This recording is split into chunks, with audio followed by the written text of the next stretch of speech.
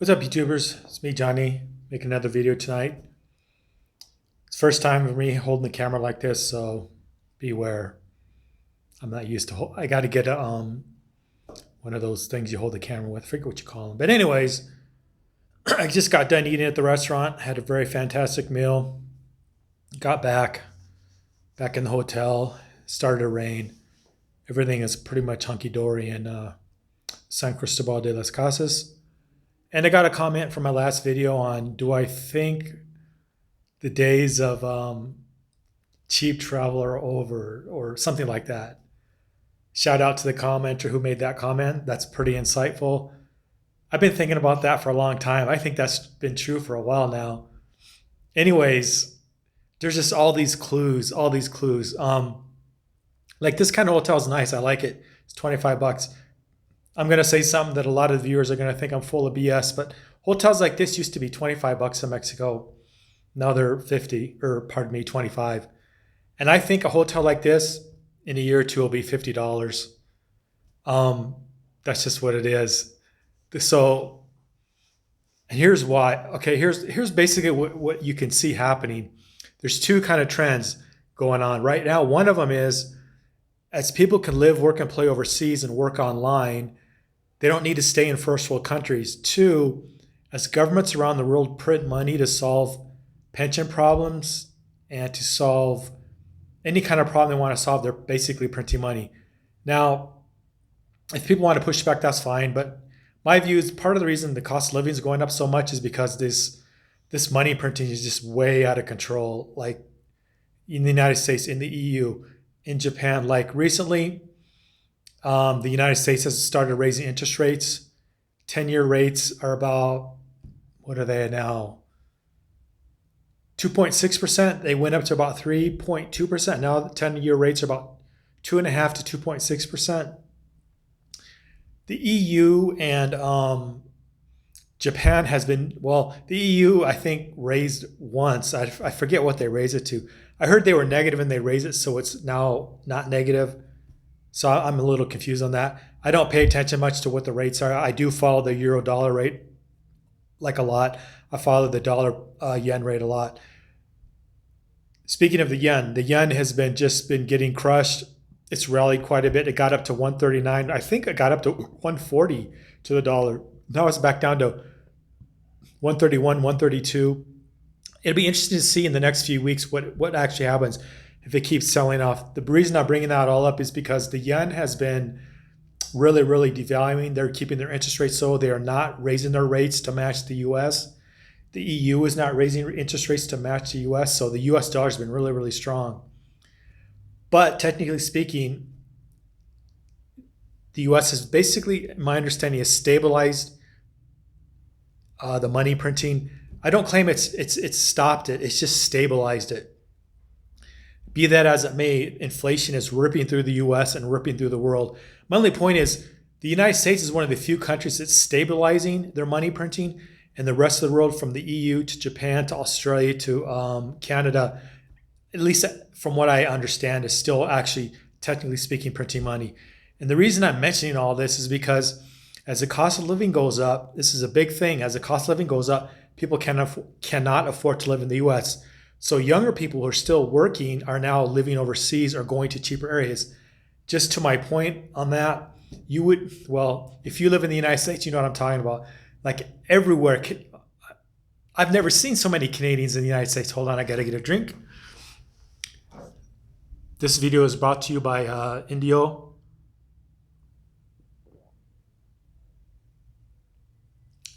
Anyways, it seems like Indio, the beer down here, is two beer companies, but they're both really making really. Indio is not the highest quality mass-produced beer. I'm not claiming that. But of the mass-produced beers, Bohemia is really, really, really knocking it out of the park. Either the red or the dark, like the Vienna beer that they have, it's really fantastic. But I digress. Anyways, Indio beer, as a matter of fact, is 20 pesos per pint. So that's like $1 a pint. That's going to Osho or going to many of these little side um, grocery stores. Just to my point, they used to be like a pint of beer used to be 60, 70, 80 cents. Now I haven't been in Guatemala for 6 months, but the cheaper beer there is like 50, 60 cents for a liter. It's the quality is nowhere near anything you'll get in Mexico. At least for mass produced beer. They do have their more expensive beer like artisanal beer, but just a mass produced beer, the quality just isn't up to standards or up to snuff with Mexican beer. Sorry about that camera action. I can't. I'm trying to get my glasses. I got those kind of cool glasses where it gets that glare out from the computer. I think it's showing up on the camera, so I'll have to figure out what I can't do much about it. Anyways, sorry about that. I can't do much about it. But anyways, from beer to hotels to apartments, they're going through the roof. My point is, like in the United States, Canadians are everywhere, and it's not just retiree Canadians. A lot of working age Canadians coming down to the U.S. to live, work, and play. A lot of Canadians are just like me. They earn money online. They can just live wherever the hell they want to. So they're leaving. And again, I want to stress Americans and Canadians are leaving for different or for very similar reasons, or the same or different. But one of the big ones is cost of living. Another one is freedom and liberty. People just want to get the hell out of Canada and the U.S. and go to places where they feel more welcome. Like for Canadians, I see them all over Arizona. I imagine they're in Florida and Texas too. But my folks now have passed away, and I'd run into Canadians all the time in Phoenix, and you run into Canadians like all over Mexico. 20 years ago, when I lived in the Philippines, you'd run into Canadians like everywhere. So this is not a new thing. Anyways, getting back to the point of the video, one thing that's happening is people are leaving for freedom and liberty reasons. But one of the bigger reasons, in my opinion, is cost of living. As people go from like high cost apartments to low cost apartments and high cost housing to low cost housing, they get to the point where they can't even afford to live in any kind of housing. Even if it's in the ghetto, they can't afford the ghetto. So then they go to their car, or they go to their van. Again, not putting anyone down, not being disrespectful. I'm just pointing it out. That's kind of the system or the process people go through. And then people realize, they get online, oh, I could go live in Latin America. I could go live in Southeast Asia. Well, now they're coming down here or to Mexico. I'm on my way to Guatemala. Probably I'm going to go to Peru. Who knows? I might go to Colombia first. Things are just so up in the air for me personally right now. I really don't know, but it's a good chance I'll be in Peru or Colombia or who knows. But for right now, getting back to the viewer pointing out, like, is it over for like a lot of cheap traveling?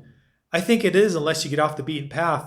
But here's what's going to happen. All these YouTubers, they're going to get off the beaten path, and those places are going to be discovered.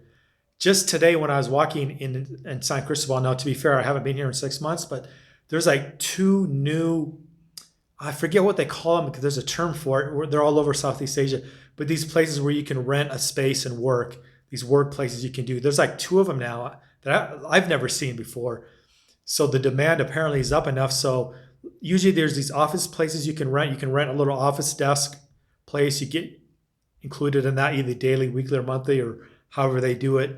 You get a place you can, your own little cubicle where you can rent a computer, or at least you can rent pretty high speed internet. You can work in your little cubicle, do whatever you got to do. And I've never really seen a great abundance of those in Latin America as opposed to Asia. Excuse me. But now you're starting to see them. When I left Guatemala 6 months ago, you're starting to see them in the capital, and you're starting to see them in San Cristobal. Again, San Cristobal is very popular, I understand, but I just haven't seen them before. My point is, as people can't afford to live in the U.S., Canada, Europe, Western Europe, they're gonna move. Some are gonna move into vans. They're gonna do the van life. They're gonna do the camping life. They're gonna do the wild camping life, depending on what their budget is. But you can just see it. You could just see it. To all the viewers, like, I just want to point this out. Like, I have my little black book of estate agents from Asia to Latin America, from like Americans, Europeans to local people who do all this. Like, I'm very aware that like these low prices for like studio one bedrooms are just going through the roof. They're getting harder and harder to find. I've said that in other videos. Like, I really want to tell you, you can get a place for like 150 to 250. You still can if you get off the beaten path, and even in Mexico and even in these other countries. But if you cannot get off the beaten path, if you cannot get out of your comfort zone, it's going to be difficult for you to find these places, because the people I'm talking to, like people I trust, saying it's harder and harder to do. Now, I'm lucky I have contacts in the Philippines, so I can still kind of get, at least I think I can. Who knows? Who knows until I actually get there? But sometimes I assume a little bit too much even for myself. But these cheap places are being bid up by so many foreigners going there. And then so many foreigners are making money from this, what I would call the great inflation. Not everyone, but some people are making so much money from the great inflation. The first thing Americans and many Canadians want to do is they want to buy a house. So the first thing they do is they go and buy these, what I would say, overpriced homes and things. And it's so easy to get ripped off here. And I want to say so much about it. Like, just, there are foreigners, Canadians and Americans. What they do is they'll go out, talk to a real estate or a person selling a home. They'll say, I'll sell your home and I get to keep everything over 100,000. So they'll list it at 200,000. You pay 200,000. They give the owner 100,000, and that's just one of the more common things they do. This is not the really sneaky shit they do. I won't even get into that here. That's just the more common stuff that you see here. But yet, if I try to persuade people not to do that, they just know I got to buy a house, even if it's $250,000. If I even try to point out the quality of the work on some of these new homes, when you see high rates of inflation, people start cutting corners. The developers, and they give you a really crappy product, like it's a brand new home to see, but they cut so many corners in the building materials, the quality of the building materials they use. 2, 3, 4 years out, the thing just starts to deteriorate, and you're putting in 20, 30, 40, 50 grand for a $250,000 home, and it's not like a square feet wise or meters wise, it's not a big home. I just hate to see these Americans and Canadians, and in some cases Europeans, spending so damn much for these homes in Latin America that just are not worth it. But you cannot persuade these people not to do it. But that's another thing I just want to point out. People in the United States and Canada and Europe, they're selling their homes for like $250,000, $500,000, whatever. If they're from California, $1 million, they say, hey, $250,000 is cheap for me. I'm going to come down here, pay $250,000, but they don't realize that home's really only worth $100,000, maybe if you're lucky. So then they get stuck with a home they can't resell, at least not right now, because the market's just not there. And then later on, as they live at it, as you get a few seasons of rainy season, as the thing deteriorates and they have to put 25, 50 grand in it, they feel a little bit betrayed and pissed off. Again, I digress. I'm getting off the point of the video. But my point is, there's just all this inflation is just spilling out all over the world. And I was just going to point out to the viewer that commented, I saw airplane tickets to the Philippines for $2,000. They've now come down to like $1,100, $1,200. By that, I mean from the United States to the Philippines. I could actually buy a ticket cheaper from Mexico City to the Philippines, where that's never been the case. It's usually the reverse. I could get a ticket to the Philippines from Mexico much cheaper. Now, in the last month, I would say that's kind of changed, but that's how weird the dynamic is. What I'm pointing out, or what I'm trying to say is, despite airplane tickets being like $1,000, $2,000 to a lot of these destinations, that's not stopping people from traveling. It's really not stopping. Now, I will say, not everywhere is overwhelmed with tourists, especially not Mexico. Mexico is really booming right now. Anyways, just give me a second.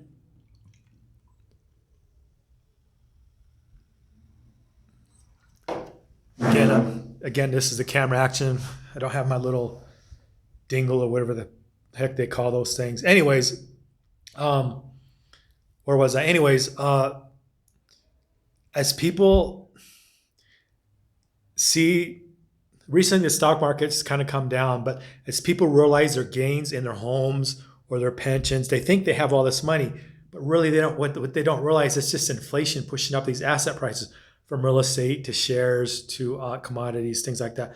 Now, recently, there's been a sell-off in bonds, or at least in U.S. dollar bonds. There's been a sell-off in shares in the United States, emerging markets, etc.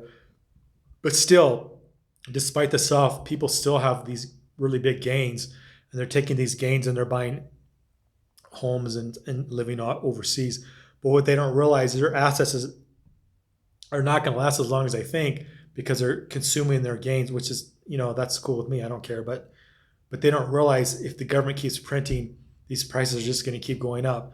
So what you're going to see is people going to these more famous kind of places and prices get bid up for real estate rents and stuff like that. So if you don't have a plan for that, your retirement might be cut short or you might have to work a lot longer than you think, which again, I'm getting off the subject. But anyway, the cost of living is so high in first world countries, and there's so many people now leaving because COVID's kind of winding down and all that kind of jazz.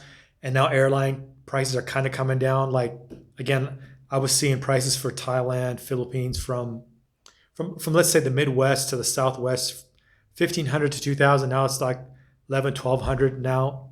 Again, I'm not in the U.S. right now, but that's what I saw as I left.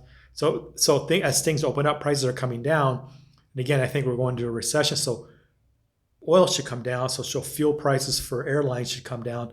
So airplane tickets should come down. But if there's a lot of demand for people to leave, it might not balance out as fast as you might think. So if you get off the beaten path, my opinion is, yeah, you'll still get deals.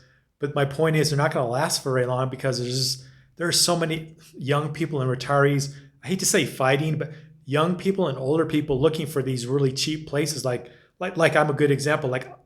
Like I can afford to pay 300 or 400, but I'm still in that old mindset where I still think, nah, that's too much. I should pay 200, 300, something like that. And then I've had so many places for 150 from Mexico to Guatemala. And again, you can still get them, but I need to stress if you're going to live on the beach or you're going to live in these colonial towns, you're not going to get like $150 unless you get off the beaten path. And by that, I mean, you're going to have to learn Spanish. You're going to have to talk to people. You're going to have to be in the community, be part of the community, build up trust of people so they like you, so they want to rent to you at these low prices. If you're the average gringo and you don't do that, I don't think you're going to get those prices. And also, too, I don't think those prices are going to last very long as more and more gringos flood in. As gringos or as foreigners get tired of living in their cars or tired of the high cost of living in the States, all the problems with the loss of liberties and stuff like that, as they flood into Mexico and they say, hey, Mexico's kind of expensive. Let me go to Central America. Let me go to South America. Let me go to I don't know. I don't have a great interest in Thailand, but I know a lot of people there. So I will probably visit and see people I know there. But as people go to like the Philippines, Cambodia, places like that, the prices are going to rise. Now, between now and then, there could be a currency crisis in Latin America or in Asia, so prices could come down. But again, over time, I think prices are going to kind of stabilize and just in general go up. But all that could change, like if there's a currency crash, another recession, which I think is soon to be. But my point would just be as first world countries now are transitioning to online work where they can just live wherever they want to work. I just think you're going to see prices kind of stabilize and go up. It may be slow, it may be fast. I don't really know. I'm not an expert, not saying anything. But what has surprised me is that some of the men and women, or mostly ladies actually, I know who help either sell real estate or rent it out from Mexico to the Philippines and everyone in between. Those are my interests, so I follow those the most. They're just telling me, dude, you might want to budget 200 or 300. And that's fine. That's fine. But the days of these $80, $120 places are kind of coming to an end. You're gonna have to have connections, and don't expect really high quality for that. I mean, I wish I could show. I've had apartments like this hotel, bigger than this, tiles, really beautiful for like $80. Again, I don't really expect viewers to believe me, but 20 years ago, you could get like something like this hotel room, like twice as big or 3 times as big for like $80 to $120. You could get rooms like this with tiles. And then if you wanted marble, you wanted the whole apartment outlined in marble, it'd be like $300. Anyways, I digress. I'm getting off the subject, but depending on, kind of the building materials you like to be around and all that kind of jazz. But kind of rambling on a little bit too much, but I can go either way, but in general, I'm leaning towards things are just going to get more expensive and harder to find. And unless if there's a recession, that will slow it down. The only thing to me that will really change if there's a really bad depression, that will probably stop people from traveling. Unless that happens, I don't think this trend's going to reverse. But if that does happen, what I would expect is the government's going to print more money, and that probably means the dollar will be strong even when it shouldn't be. But the dollar will be the last man standing, which means if you can work online or work on a telephone or on the internet, and then you can just take your dollars to wherever is cheap for you and wherever you like, you're going to just keep doing that. I just don't think that's going to stop. In fact, from everything I've seen in the States and with Canadians and Americans, I see a lot of Canadian Americans who live in the cold parts of the US and the cold parts of Canada coming down to the States and living in the warm parts, like Florida, like Texas, like Arizona, like New Mexico, even California, although I don't care to live in California. And I also see, like, because I'm from the United States, I'm more aware of it. But you just see all these Californians just flooding out to going to like Mexico, going to Arizona, New Mexico, Texas, Florida, even places like Mississippi, which I don't care for, but even places like that. But you're just going to see this trend where people are going to go from high cost living to low cost living if they can earn their living online. And you're seeing more and more countries kind of welcoming or trying to give visas for people who want to work online. Like now it's to the point now if you make 2,500 or 3,000 somewhere in there, there's quite a few countries that will give you a visa to live there as long as you just work online. But what I don't like about those visas, what they're calling nomad visas, or what some people are calling nomad visas, they don't lead, not all, but most of them don't lead to any kind of permanent residency or citizenship. So for reasons like that, I don't care for them as much. But anyways, that's the video for tonight. That's about all I can say. Share a comment, leave a comment if you think I'm wrong or how you think this might unfold in the future. So far, like from everything I've seen in Mexico now, prices are going up. Like the shuttle used to be $30 to go from San Cristobal to Guatemala. Now it's $75. Again, as a gringo, I can afford it, no big deal. But from 28 to $30 is what it used to be. Now it's $75, and that's just one of many things. So a lot of my favorite restaurants are now out of business. So like people who have a business model who can't deal with higher costs are just going out of business. Again, I'm aware of many small business, well, not many. I'm aware of some small business people in the U.S.